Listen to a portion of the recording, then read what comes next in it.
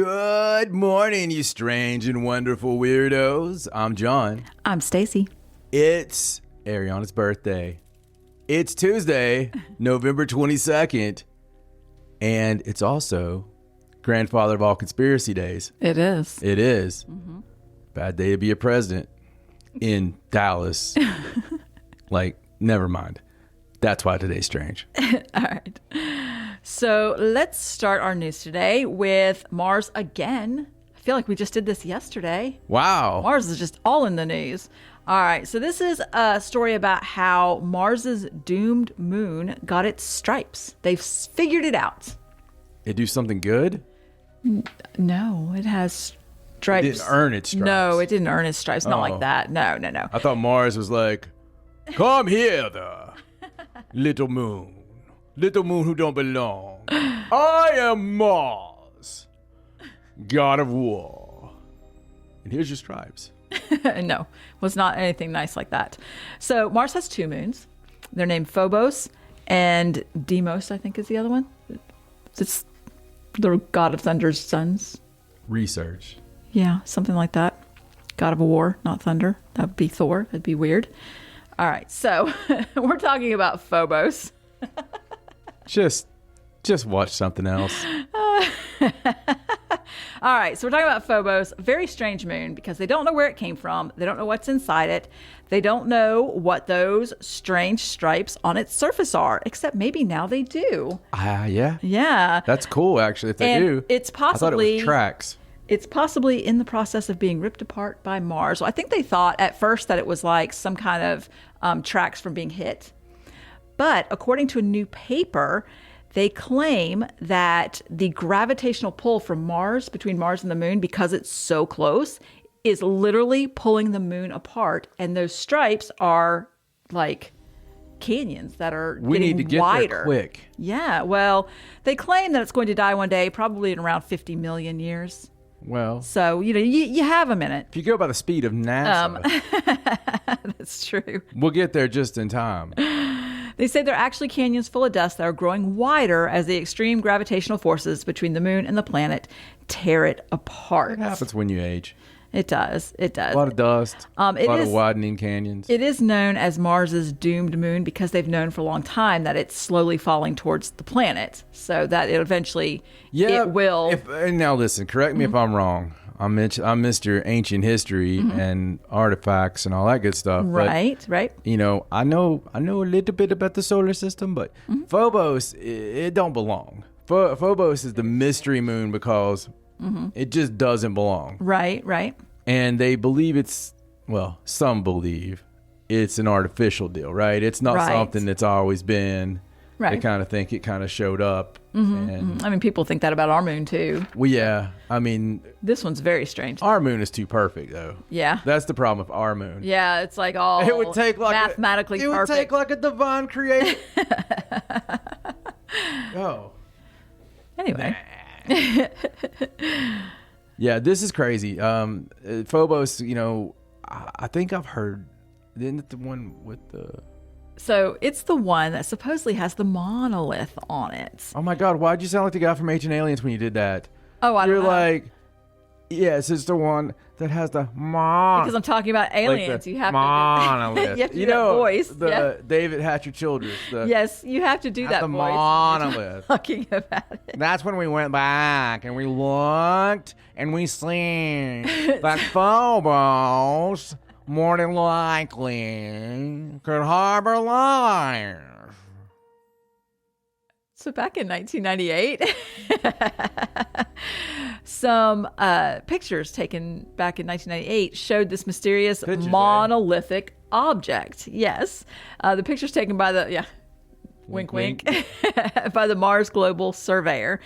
They claim that it's just a building-sized boulder, roughly about 85 meters across, 90 meters tall. It casts a massive ominous shadow. And some people believe that it's actually not natural, that it's like a monolith that has been put there. And in fact, there was an interview, a famous interview in 2009 on C-SPAN with Buzz Aldrin. And he was talking about the potential for, humanity going to the moon. And he actually mentioned the monolith. He mentioned it. We'll just play that for you. We can visit other people with their habitation. We can keep track. If there's something very important to be developed from the moon, I'm not sure what it is right now. And I sure think we should identify what it is for America to make such gross expenditures again for human habitation on the moon. We can help. We can join with. Together, we can explore the moon and develop the moon. We should go boldly where man has not gone before. Fly by the comets, visit asteroids, visit the moon of Mars. There's a monolith there, a very unusual structure on this little potato-shaped object that goes around Mars once in 7 hours. When people find out about that, they're going to say, who put that there? Who put that there? Well, the universe put it there. If you choose, God put it there. So see, he said, visit the moon of Mars. He didn't say Phobos by name, but he was talking about the moon of Mars that revolves every 7 hours. And Wait that's till Phobos. they find out about that. Yeah. So who's they? He said, Normal people because normal people don't watch C-SPAN. well, it's funny because he said, when people find out about it, they're going to say, who put that there? Yeah. But then he kind of in the next instant was like, oh, I should probably cover my butt. So then he was like, well, the universe put it there. God, if that's what you Somebody should go up to him and ask him. He don't handle things very well. The moon landing fake. Remember that? Yes, I do remember that.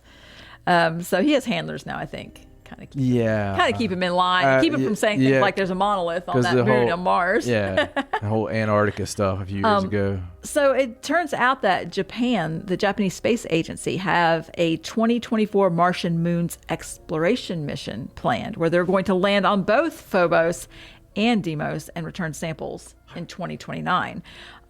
So maybe that's one of their goals. Maybe they're going to drive by that boulder and see if there's anything inscribed on it. I mean, obviously, one of the greatest space movies of all time, right, had the monolith, and that's where a lot of minds go. Yeah. When you think about this, you think of 2001: A Space Odyssey, because that just, I don't know, it's always been weird to me. And plus, you got to look at who made that movie. Right. It's very similar to the damn moon landing right there. If you're believing things like that. Right.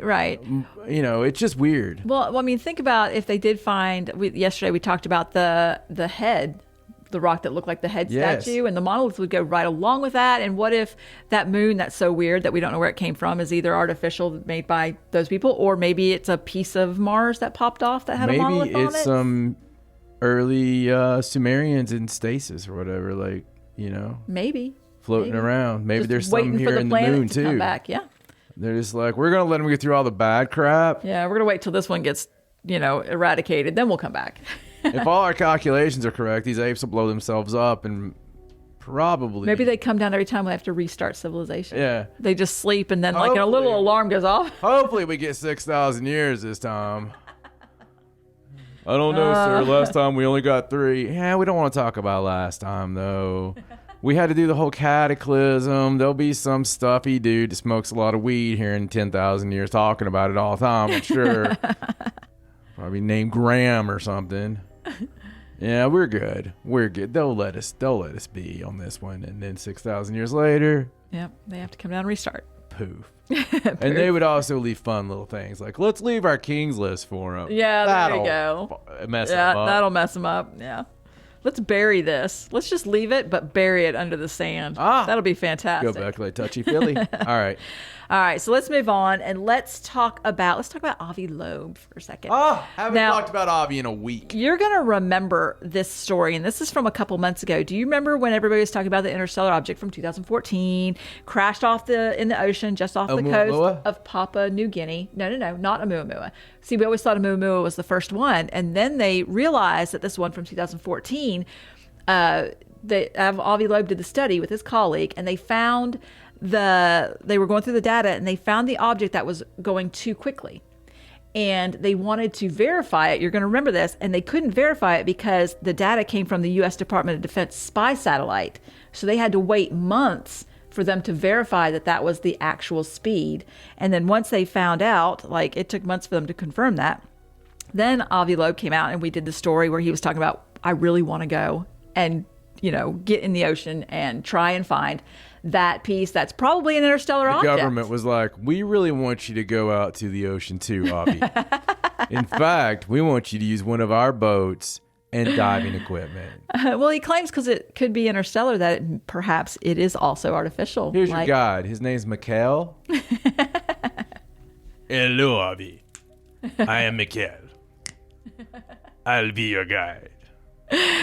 Would you like a Vegemite sandwich? Okay, so new article. It turns out that Mr. Loeb has been able to receive full funding for his expedition. You're putting me on. No, to Papua New Guinea. $2.2 million expedition. He has the full funding. It doesn't say when it's going to take place, but there's a specific area in the ocean that he wants to, I guess, search the ocean floor, maybe drag magnets and stuff because it would be metal, and look around and see if he can find this interstellar object. And somebody's funded it. Don't they hunt heads in Papua New Guinea? Maybe. I think there's safe places. This is going to be out in the ocean there, off the coast. I wonder if they're still headhunters or if that's very, insensitive. And I'm not sure. I'm not they might watch us in Papua New Guinea going, can you believe this? Our insensitive meter's not going off right this second because I'm not sure. I can't believe this. This twirls my bone. Okay. This twirls my bone. I gotta find out. Tommy Wimey. We know now. Yes. I was right. Yes. And they're probably not going to get offended by the bone thing. Nope, probably not. Stay out of West Papua New Guinea. Stick to the east. Yeah, stick to the roads. Listen, I'm sure it's perfectly fine. There's a history. Yes. There's a history of allegedness. Mm-hmm. That's all I'm going to say because it's the internet. Yeah, you never know. You never know. All right. Well, I hope that Avi, I'm sure once he does his expedition, we'll hear all about it. I do follow his blog because it's just bloody interesting. But I'm sure we'll find out about when he's going to do that. All right. So let's move on. Let's talk about some minks. So 10,000, the animal minks. That's what I thought. Yeah.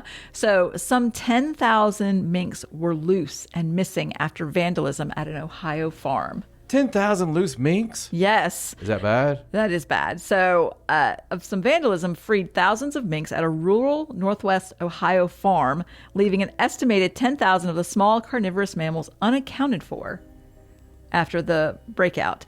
Now, apparently, a lot of them, like when they escaped, were crossing a road, and so many of them were killed crossing a nearby road that they had to bring a plow in to help clear the carcasses away. So not all 10,000 got away. 10,000 got out, but not all 10,000 got away. Now, the property owner initially thought that between 25 and 40,000 were released, but it turns out that they were able to corral many of the ones that remained on the property. And they declined to discuss any potential motive, but someone told the TV station that there was a message spray painted with the letters ALF and the phrase "we'll be back." Now, ALF would potentially stand for a group known as the Animal Liberation Front that have previously claimed credit for releasing a much smaller number of mink at a farm like years ago in a previous incident. I thought maybe they were attacking a TJ Maxx somewhere. No, because this place... Come on, boys! Coats. Now this place, it is a place that raised mink for clothes. I mean, that's what it's for. People still wear mink coats, right? They do. Really big in the 80s. Now, the sheriff urged people who spot them not to approach them and to be cautious of their poultry because they do eat. They are carnivores and they're used to live food. So having so many of them escape into the nearby community is probably not good. Like if you have a cat, bring your cat in. I don't know. And they usually eat things that are bigger than them. Like they're pretty ferocious. Wow. Yeah. So this might be it for Ohio. Mm-hmm. Never know. I don't know. So hopefully they round all those up. I just can't get the picture in my head of the plow with the minks. And you think they took them all back to the farm? Like, well, some of these are salvageable. I bet somebody did something with them. Somebody lost a lot of money. That was a lot. Mink, if we see that's some a lot of money. like, you know when they sell those overrun clothes, it'd give a whole new meaning to overrun mink coats. Right, to the slightly, like they have slight imperfections. They're like, slight imperfection, there's a big tire track going up the back of it. We had an issue with overruns, ma'am. Runovers. Right, something like that. It's all the rage in France. Oh, okay. All right, let's go on to this last story. You ready? Yes. All right, this is about a woman. This is from Uganda. And this is about a woman. What? Uganda, never mind. What did I say? Did I say it wrong? No, you didn't say it wrong. I mean, you could say Uganda, but no, I was thinking about the Papua New Guinea thing. Oh. I'm not. It's fine. Okay. It's fine. So a woman there was arrested for robbing men after they would be knocked out from licking or sucking on her breastises. She put sedatives on her nipples, and the men would supposedly the footage is from a bar, and she made herself, it said she pretends to be an easy catch for men, and she goes with them to their car or whatever, and they start messing around, and she's put sedatives on her nipples, and then they fall asleep within a few minutes, and she robs them of everything they That's own ridiculous. and leaves them there.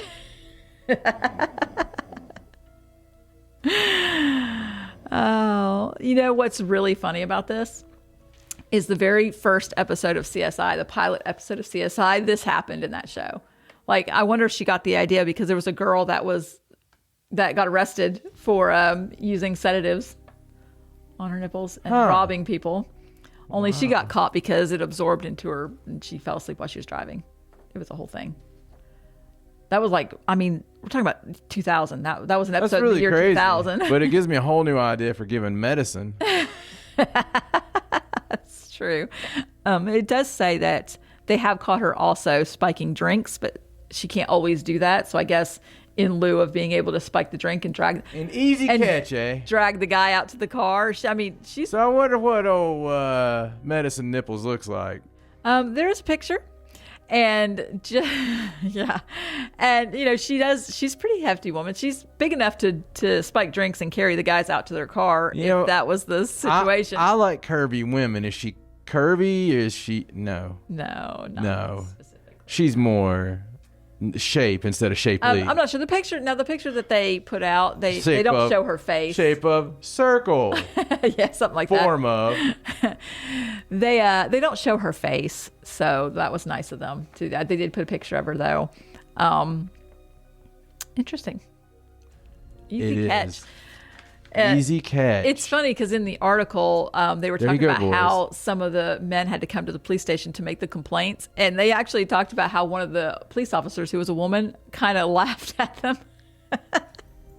and joked about it because they all fell for the same thing. She's like, how do you guys keep falling for this? I don't understand. Well, we wouldn't fall for it if you were nicer, Uh-huh. officer. Just turn it around on her. That's really, really disturbing. It is. I mean, more than, disturbing because of it looking like whatever she looks like. Can't even have a safe one-night stand anymore, can you? Could you ever? No, I don't think so. I mean, could you ever? That's why today's strange.